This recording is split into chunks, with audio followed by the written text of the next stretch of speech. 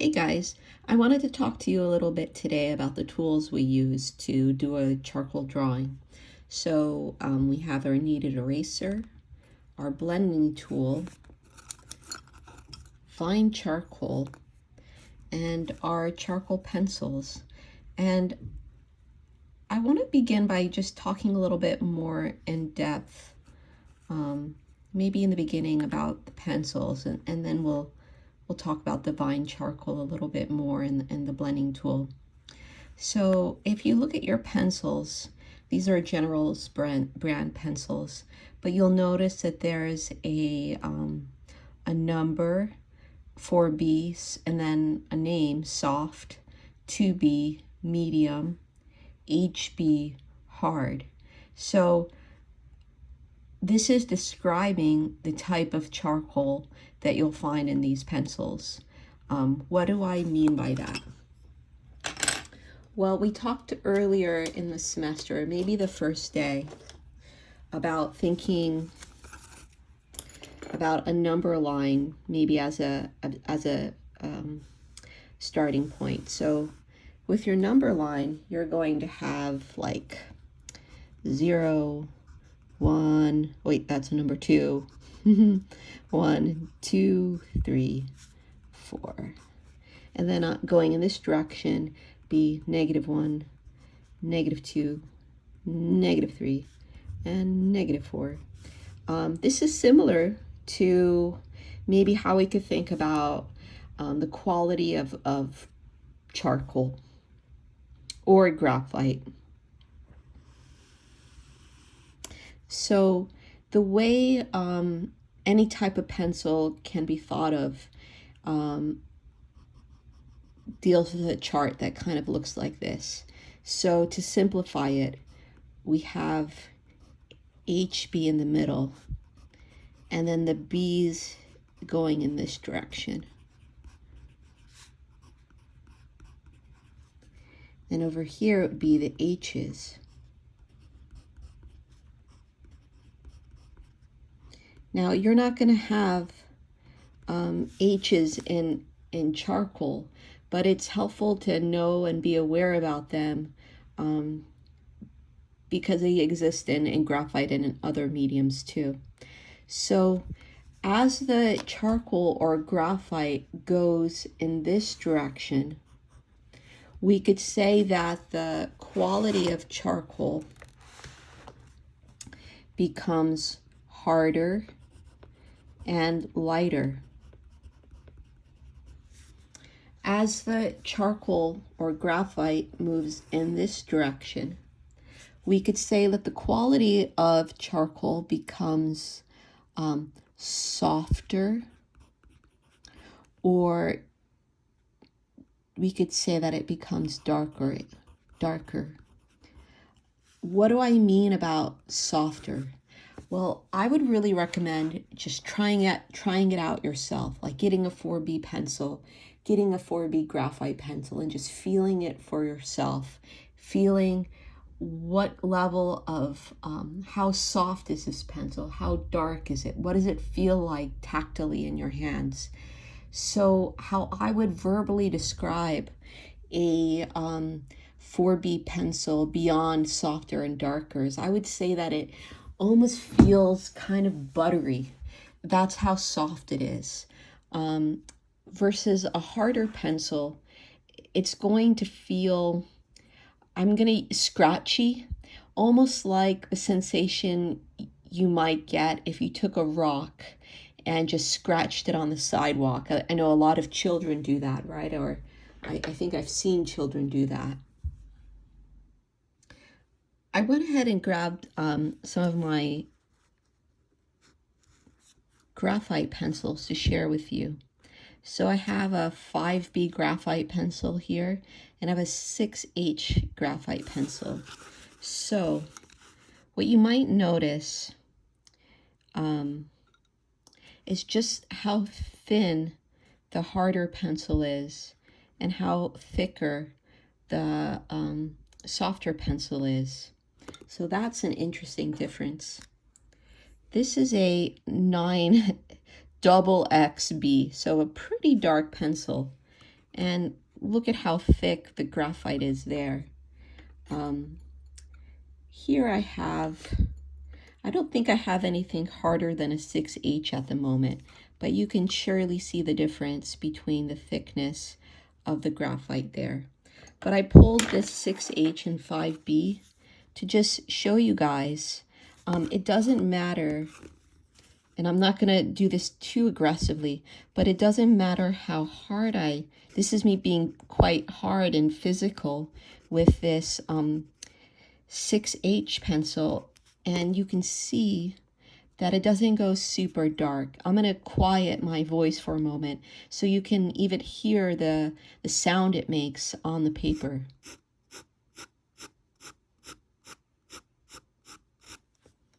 And then this is, if you remember, the 5B. And this is me being aggressive with it. And you can see how much more dark it gets. And you might be able to hear how it has a less sharp sound coming from it. And notice the difference also in quality of mark. Do you see how the hard pencil has a sharper finish and the softer pencil, many of the marks are kind of on the fuzzy, maybe a little bit of a hairier side to them? That's good to remember. So if we bring back our General's charcoal pencils, we have again the soft, the medium, and the hard pencil. So the soft we're going to find more on this side of the number line. The medium's going to be more in the medium, and the hard is going to be in this area over here. What does that mean? Well, it means that this pencil, the soft one, is going to be darker. The medium, not so much. And then the hard pencil, the lightest option we have for the pencils. Before I tell you how I use the pencils, I'm just going to spend more time talking and describing the different marks these pencils make. So here we go with the soft pencil.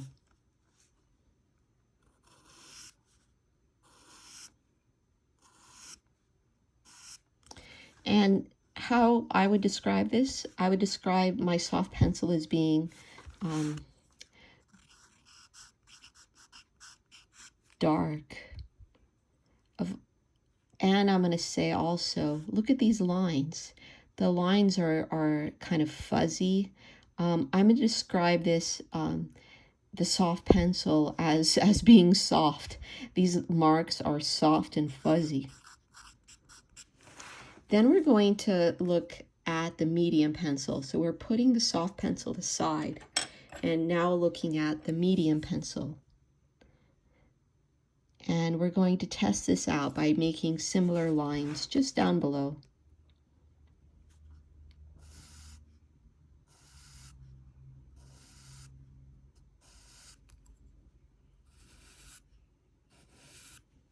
So these medium pencils, these medium lines that I created with the medium pencil, how would I describe it? Well, and I'm not sure how well it comes across digitally, but these lines are not as dark.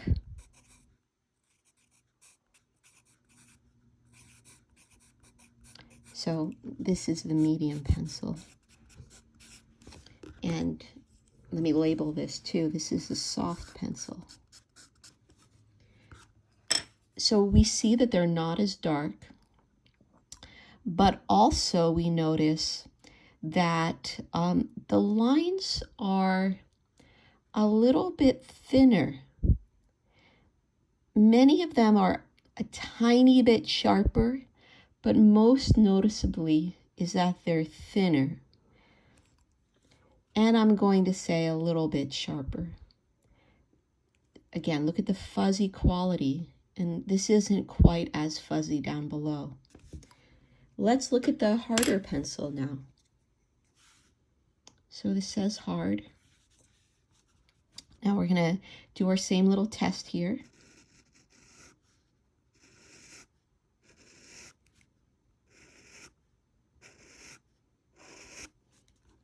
So that's the hard pencil. What you'll notice is that it's super light, and it's so light that I'm hoping the word light comes through, and it looks like it does. It does come through on the screen. So it's light, and even making the marks, for me, I heard a scratching noise. So I'm going to say it's very sharp. It's a very hard line. So this is the hard pencil. Definitely you can see how much more sharper and precise these lines are, right? So that's the kind of mark the hard pencil can make. So I have a video on how to render a sphere. In this little segment, though, I'm going to spend more time talking about the tools and why I use the tools at different points. So the emphasis will be perhaps a little bit different here. So this is a line drawing, and it's done in graphite. What you can see that I've done is I've notated the light mass and the shadow mass. This is the most important element of learning to shade, is separating the light from the shadow. I'm going to, as my very first step, begin to fill in the shadow shape using vine charcoal. See if that'll come in the window a little bit lower. Okay, right here. So vine charcoal is going to be my first step. So this will be step number 1. So I'm going to fill in the shadow shapes using my vine charcoal.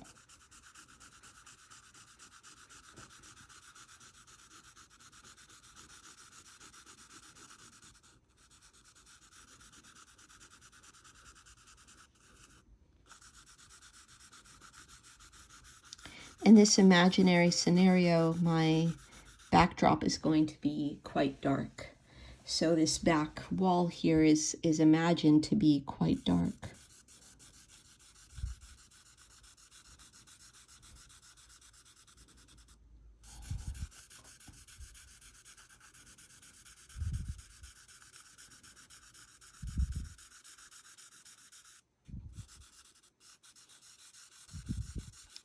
Notice how when I use my vine charcoal, I try to keep the marks fairly close together. Why do I start with vine charcoal first? Well, I want you to think about vine charcoal as being like a primer or foundation layer. So imagine if you're painting a house, doing a fancy makeup look, you would always start by preparing the surface first. So preparing the surface to take more paint, to take more makeup. Specifically, when you think about makeup, you're trying to, in your primer, a lot of the times you're trying to fill in pores to make a smooth finish. We're kind of doing the same with our paper. Our paper has tiny little pores in it, or you could think about it the opposite of pores. The paper you could say has teeth or has a tooth to it, and you can see the little pores that I'm referring to there. The vine charcoal is so fine, such a fine, well-ground material that it's going to go in and fill in those pores. So you're going to end up with a smoother look. So a similar function to let's say a primer and makeup, right? So now we can go in and blend with, or blend the vine charcoal in. And you can use your blending tool or your finger at this stage. I'm going to use my finger. You can tell which fingers I prefer to use already because they're already dirty. I got my drawing fingers, not jazz hands, but drawing fingers.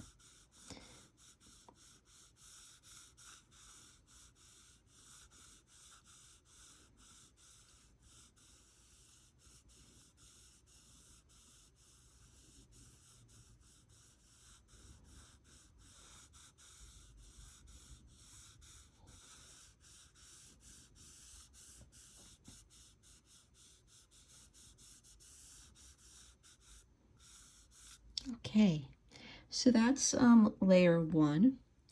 And I could go in and put a second layer down.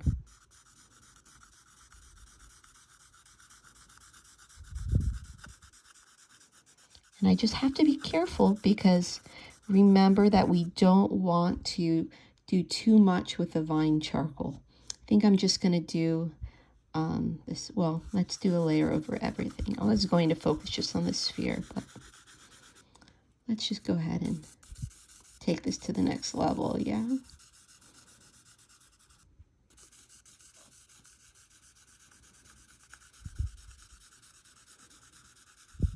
This time, though, instead of using my little best friend of a finger there, I'm going to switch over to using a blending tool.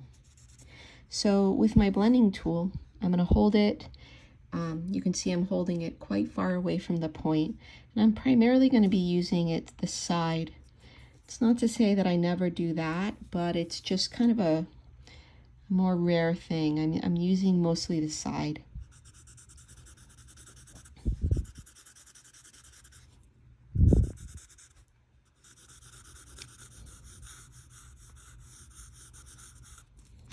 The blending tool is nice because it allows you to kind of come in and make more of a fine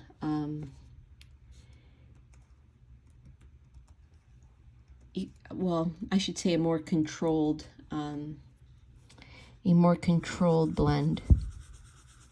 So I can be more precise, where I might, if I were using my finger, start to feel a little insecure about how accurate I am, because my finger is just very big, so it's hard to get the level of accuracy that I sometimes want.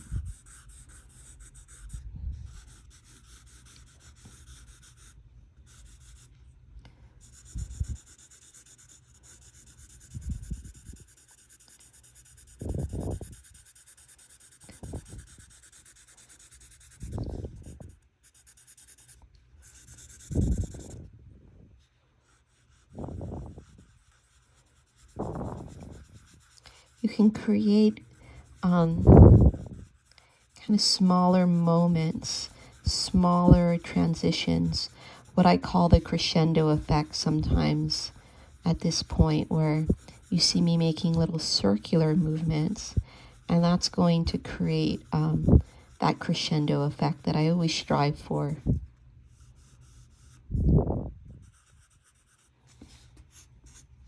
So if your blending tool gets so dirty, I did this off camera, and it was such a natural thing, but I kind of just take scrap paper, and you can see I'm just cleaning the edge of my blending tool. When they get too dirty, they'll make like little funky marks, funky unexpected marks, and we don't like that. So we're just going to blend it away. Blend all your troubles away.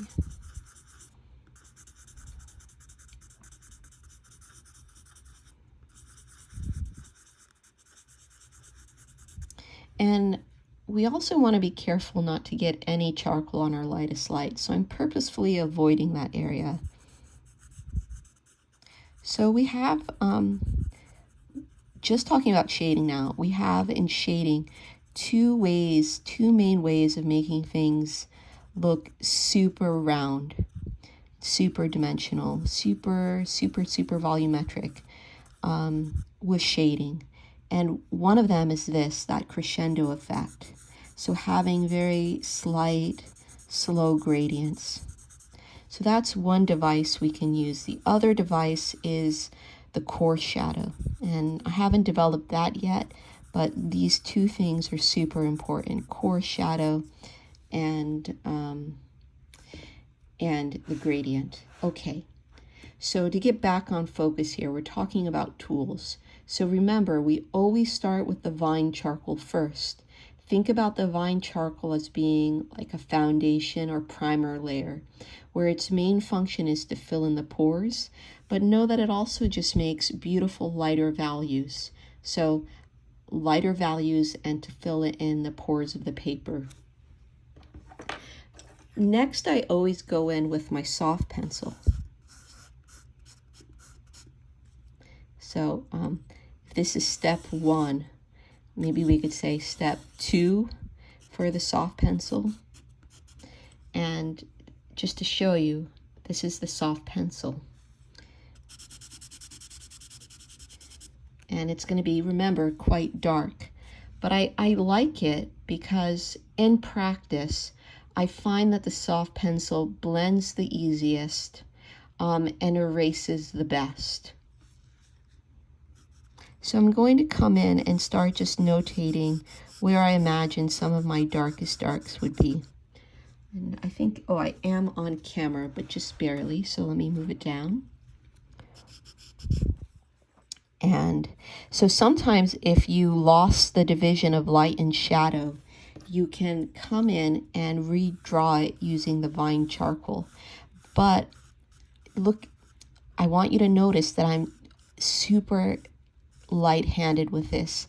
When I redraw my shadow shape, if I go in with a firm line, like say with a pencil, or even the vine charcoal would be super heavy-handed, it's gonna be a mess to try to fix, because this will always want to be a line. It will never want to go into like a nice kind of fuzzy smooth edge, and that's what I'm going for.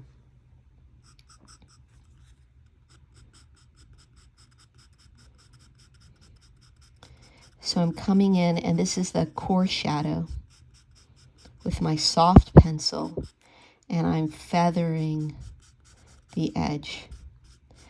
I also describe this a lot in class as stitching. I kind of think about this as I'm stitching the light mask and the shadow mask together. And you can see these marks kind of look like stitches.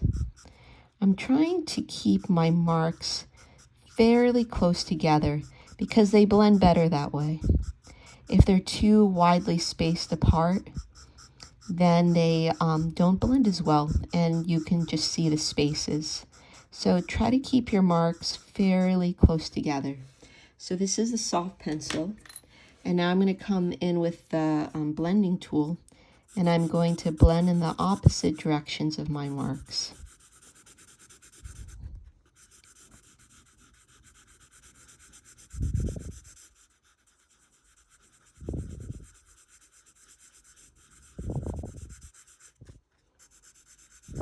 And look at how that's created this really nice blended area.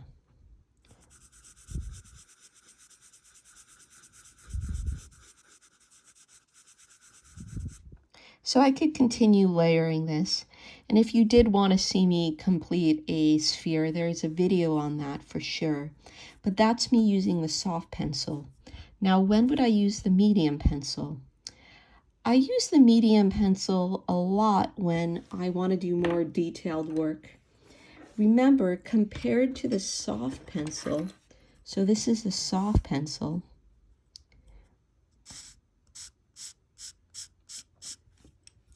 the soft pencil is going to have marks that are fairly fuzzy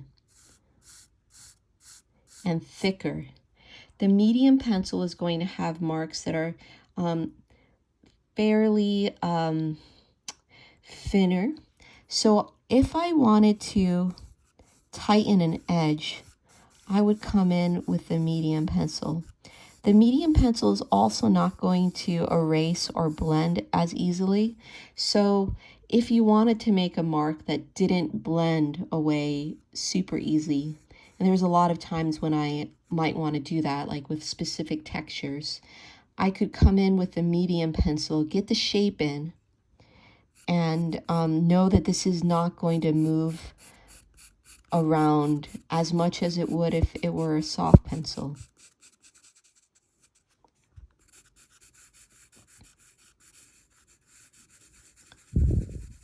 So this is imagining this back surface if it were a dark backdrop.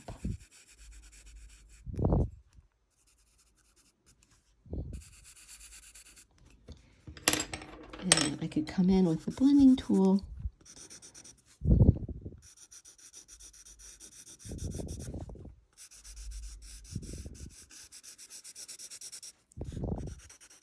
When I get more detailed, you can see the angle of my blending tool changes a little bit. So I'm more detailed, or I'm wanting to be more precise here. So I go into this kind of higher angle, versus if I'm doing something that's broad, I hold it flatter.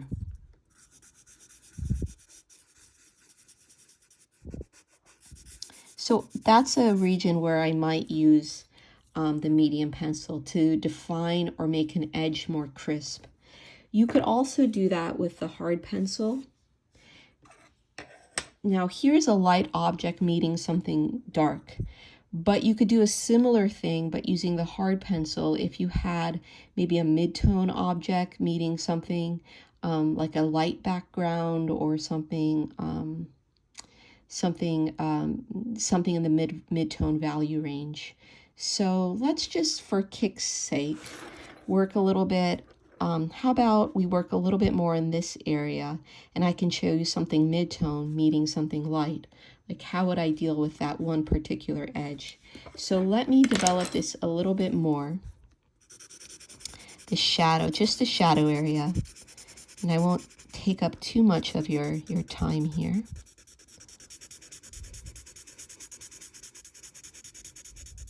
We know that's the lightest light. So right now this is quite white, but it's not supposed to be towards the finish. Towards the finish, this should have a value to it too, because it's not the lightest light, that is. So to develop this a little bit darker, I'm going to come in with my fine charcoal and carefully make some very light marks. And remember, we're going to blend in the opposite direction. Sometimes if your blending tool is very dirty, it'll make like these really nice light edges or light marks that are just perfect for certain details. And you can experiment with different tools to blend with. Some people use brushes, Q-tips, paper towels even.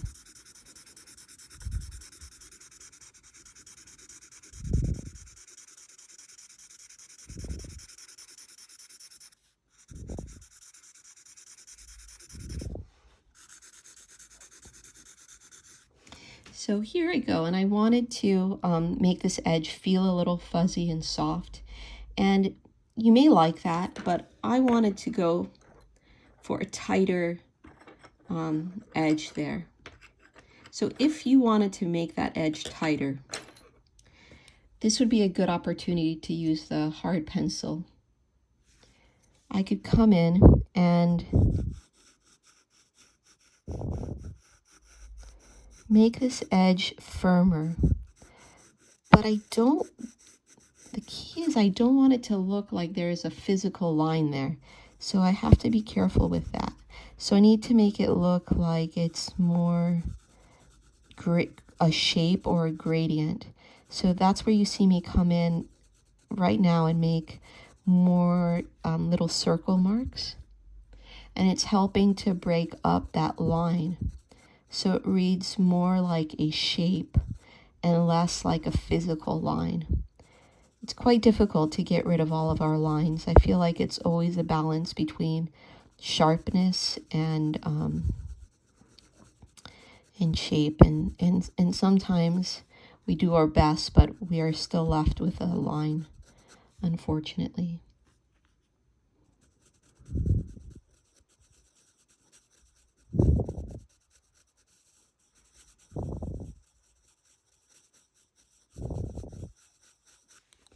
Right, that's kind of starting to look less linear. And we could try to blend it for good measures.